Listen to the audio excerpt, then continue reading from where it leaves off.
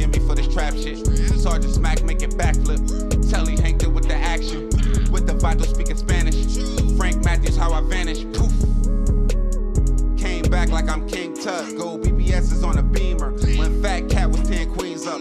Ball off the profit, not the re-up. Fly like Puerto Rican Jesus. Uptown like I'm Baby Maine. Just caught a touchdown from the Bay.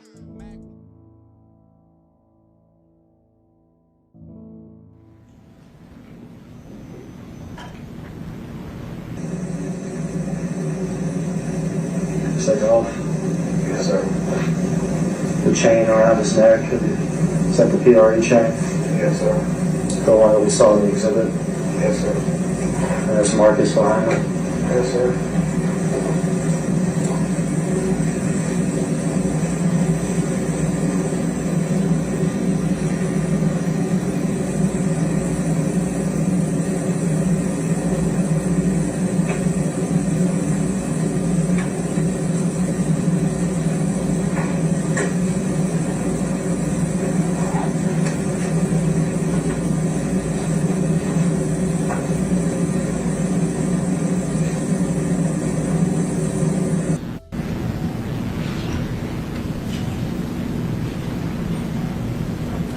We'll wait 30 seconds.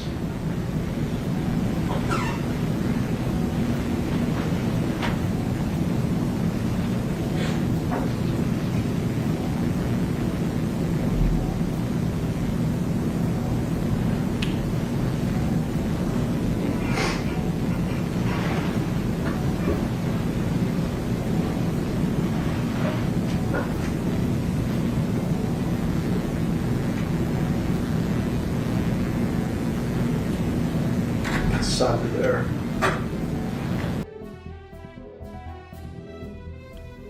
On November 17th, 2021, just before lunchtime, young Dolph would stop at Makita's Homemade Butter Cookies, a local shop he had supported in the past. 2 minutes later, a stolen white Mercedes pulled up outside. 2 men jumped out with rifles and sprayed bullets through the glass. In seconds, Dolph was gone. He was only 36 years old. Fans would see it as another senseless killing in hip-hop. But inside of a Memphis courtroom, testimony would paint the picture of a more sinister plan. It wasn't just about Dolph. It was part of a wider plot, one designed to wipe out nearly his entire label, Paper Route Empire. The night before the killing, young Dolph's murder was already set in motion. Cornelius Smith admitted that he and others would drive through Memphis in a stolen white Mercedes, looking not just for Dolph, but for any PRE artist. This wasn't chance, it was a hunt.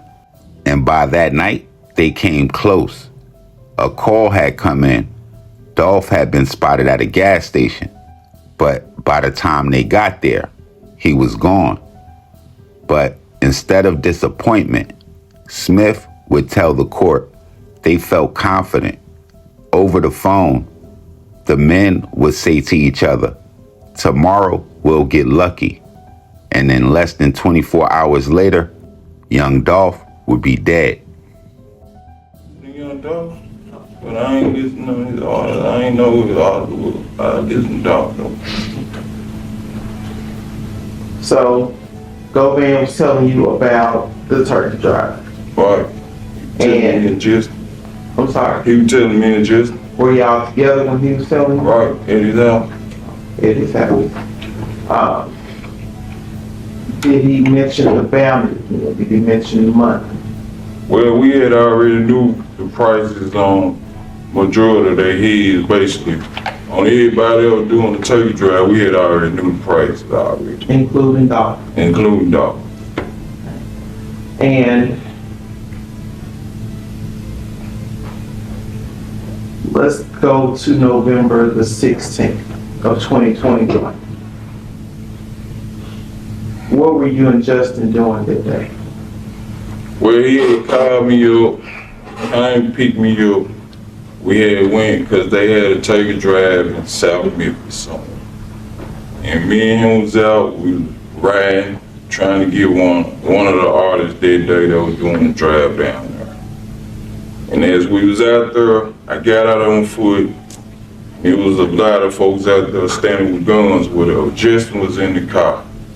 And he called me and told me that he had got a call that young Dolph was at a gas station up the street from where we was at. So I ran back to the truck and I jumped back in the truck. When we got to the gas station, Dolph was gone. So we rode around for a minute, then he dropped me back off at the house. And I laid down that night, and he was like, tomorrow we go back out and see what's up. So on the 16th, at any point did you think, okay, maybe we have a shot at getting Dolph? Yeah, because we knew he was in town. We knew Dolph was in the city then, and we knew that tomorrow we were full-fledged then. We know we anything in shape right now. We gonna get somebody. We gonna strike. Tomorrow is our day. We gonna strike somebody. We gonna get lucky tomorrow. Okay. Memphis rapper is giving back to the community he says made him who he is today. People stood in line outside Memphis Athletic Ministries ahead of young Dolph's appearance. About 200 teens and their families who are in mentoring programs with Memphis Athletic Ministries were given a free turkey. This is the 5th year the rapper has given back to people who live in the Castelia Heights area. I just like doing it, you know what I'm saying? Like putting smiles on people's faces, you know what I mean? Like Thanksgiving for everybody, Christmas for the kids, you know what I'm saying? Like, God been good to me and my team, you know what I'm saying? So like, when I get out the road, when I come to Memphis, I like coming to the hood, you know what I'm saying? Put smiles on people's faces, whether it's food for the kids, whether it's shoes, food for the kids, shoes for the kids, whatever it is, you know what I'm saying? We just linked up, me and Hot 107.1 and, you know. In court, prosecutors revealed something chilling, that Paper Route Empire was more than a successful independent label. It had become a price board. According to Cornelius Smith, there was a list of names, and every name had a number. This shit wasn't beef, it was business. And the figures were staggering. An alleged, at first, $1 million for Dolph that would drop to $500,000, then allegedly $250,000, and then bottom out at $100,000, and then another $50,000 for Key Glock, $50,000 for Paper Route Wu, $20,000 on Snoop Bands, and $5,000 on the head of Big Moochie Grape. In total, nearly $250,000 in bounties.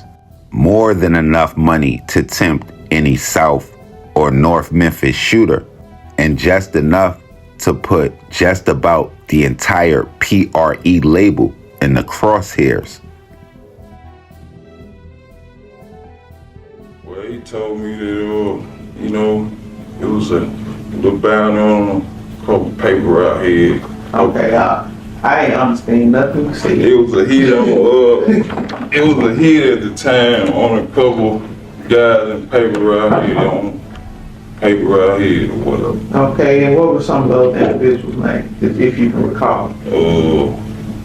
Paper out Wu, Young Dolph, I don't know all the names, because I ain't know exactly who they were.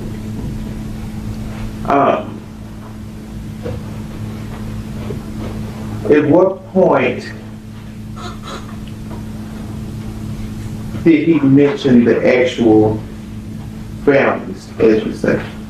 One night leaving getting some pills, he mentioned the prices on, you know, who had 50 on his head, Young Dolph had 100 on his head, somebody had 5 on their head, 10 on their head. He mentioned the prices too. So it was almost like a catalog. This person costs this much, this person costs telling us this much. who had money on their head, who had the most money on their head, And who had Young Dolph had the most money on his head. And he had 100,000. 100,000 on his head. And when you say his head, I mean, if you kill Young Dolph, you get 100,000 off. The full details would come out in court, that the bounty system wasn't an empty threat. It was already splitting Memphis streets into two. In the months, weeks, and days leading up to young Dolph's murder, his artist was already being hunted. Testimony would also reveal that one of the first attempts to cash in came against Paper Route Wu. Armed men would pull up to his home, ready to collect the $50,000 reward on his head. The confrontation that followed showed just how real the list had become and how close PRE came to losing more than just Dolph. Well, one day, Mr. Govan had provided me with a gun, and he told us that Paper Route Wu was at home one day. So as we approached the house, with me, Bobby, Justin, and another guy, I don't know the other guy's name, Bobby dropped me off. I get out walking on foot. Paper Route Wu was coming out the house, and he had his gun in his hand at the time, and I was walking up the street. And me and him had a shootout or whatever, and the gun he provided me had jammed up. So, I had to duck and borrow weed, and Bobby had got to me. We got in the car and went back to his house and reported what had happened to him. And he was glad I ain't get killed that day right there, but Bobby was like, he wasn't messing with this stuff because he was believing what Justin them told him about we messed it up or whatever, and we didn't have our masks on and all that, so Bobby felt bad. Drive was a tradition. Every year he would return home to hand out food, a way of him giving back to Memphis. It was about family, community, and respect, but to his enemies, it was an opportunity. A predictable public gathering where PRE artists would appear, surrounded by mothers and children, exposed. The testimony would make it clear these events were mapped out like appointments. It seemed as every giveaway could have been an opportunity. And with Dolph's annual PRE Turkey Drive giveaway scheduled for November 18th, the very next day after he was gunned down, as wild as it sounds, in a crazy way, his murder may have prevented something even worse, a massacre at a community event that was meant to give back. Ladies and gentlemen, have you reached a verdict? Yes.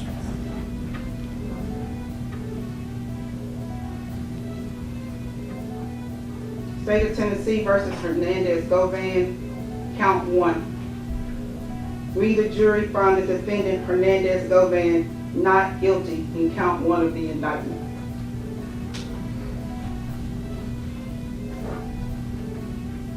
State of Tennessee versus Hernandez Govan, count 2. We, the jury, found the defendant Hernandez Govan not guilty in count 2 of the indictment. Ma'am? Court's in session. Ma'am? Ms. Johnson, is this your verdict? Is this your verdict? Yes, sir. Is this your verdict? Yes, ma'am. Is this your verdict? Yes.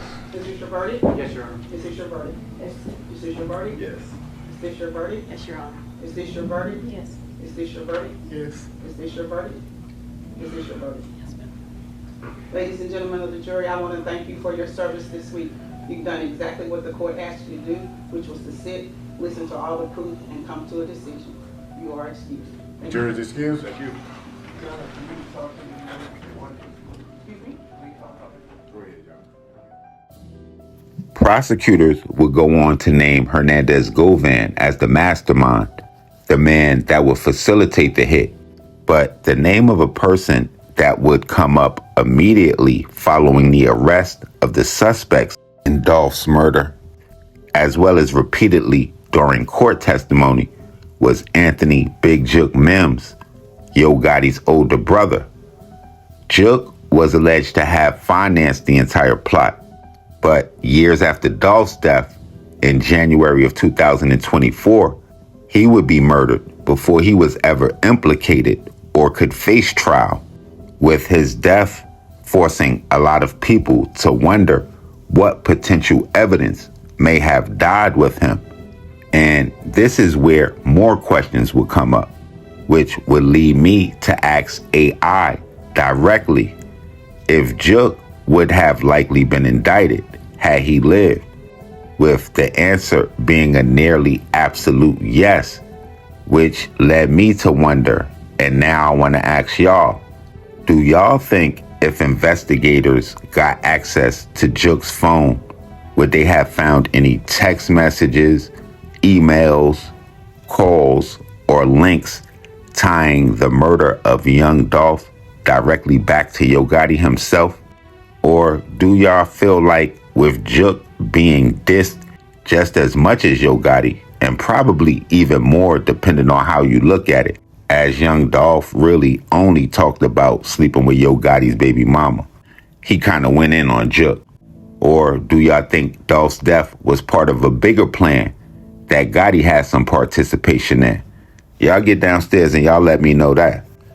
Y'all already know the rules and how we moving. Shay's Popalot. Salute the almighty MOBB.